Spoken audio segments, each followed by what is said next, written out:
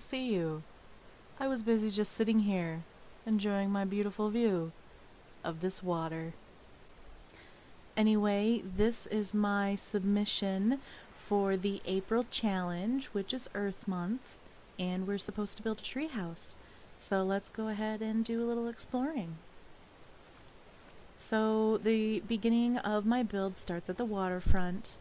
There is a tiny cave here, which I turned into a bit of a storage area. Nothing too fancy, nothing essential down here. Just a nice place to put all the little extra things that don't really fit up in the treehouse. And the walkway up the cliffside is kind of my favorite. There wasn't really a better way to get up the cliffside, so I decided to do this lovely pathway which comes into this big open yard. And I really wanted this build to have a natural open feel because it's supposed to work well with the environment rather than work against it. So if you walk up the main pathway here, to the left is the outhouse area, and there's a nice little swing. And this is the main courtyard, I guess you would call it. There's places to sit, there's some tools, and a little work shed. There's also a place to sit here, so you can look out at the beautiful view. And, I mean, it's Earth Month, so why wouldn't you want to sit out and enjoy nature, which is why I put a couple of chairs in various locations that I thought would be kind of nice to sit out and look. The garage, I guess tool shed here, is kind of an homage to my dad.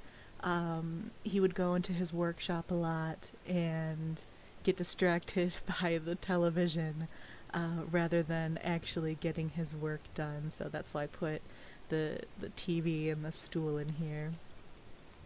Oh, and on the other side there's a little bench and another swing, just for a quiet area of contemplation in nature. To get up to the treehouse, we have this lovely little lift, which also has a nice view. So once you get up here, the space is very open. I wanted it to feel a part of nature, so it starts off with this extra storage area and this little nook where you can enjoy your breakfast, protected from the elements. And in here is the main living space. It's very small and very cozy, though it is able to fit a terminal, a nice little seating area to enjoy the radio, and a small kitchen. And of course, another beautiful view of the wasteland, with a nice little seating and smoking area because, you know, girls gotta have her cigars. I'm just saying.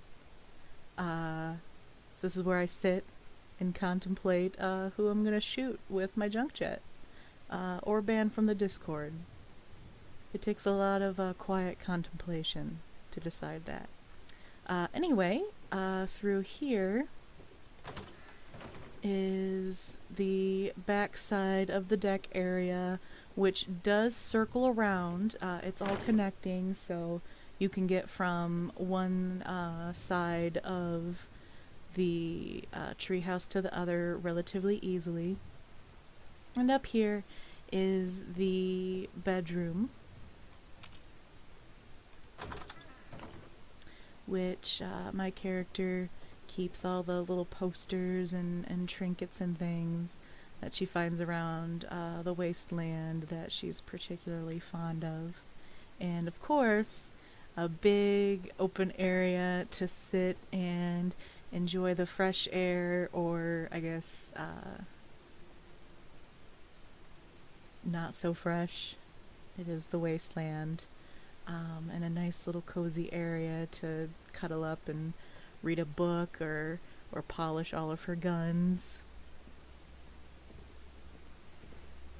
So yeah, this is my treehouse build. It's relatively simple, but I like to think that it feels extremely homey and comfortable, just kind of like a place you would enjoy sitting and relaxing after a long day of scavenging across the wasteland. Also, its position I picked in particular because it's a bit harder to get up here, but if we go back down, oh, that's the up button.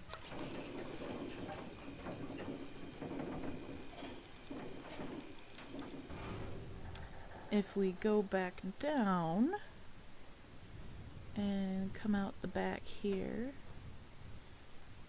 in the nice little contemplation garden, we're gonna run. If we go just a little ways up here, there is actually a trader. So we can come up here, enjoy the little pond, and do some trading. And it blends in quite well, I think. Just walking from this way, you can't really see it despite it being a gigantic house and a tree. Which was another aspect I really wanted to implement, where despite it being a home in a tree, it looked like it belonged. And I try to keep everything as natural and homey as possible. So I hope you enjoyed my video, and I will see you next time.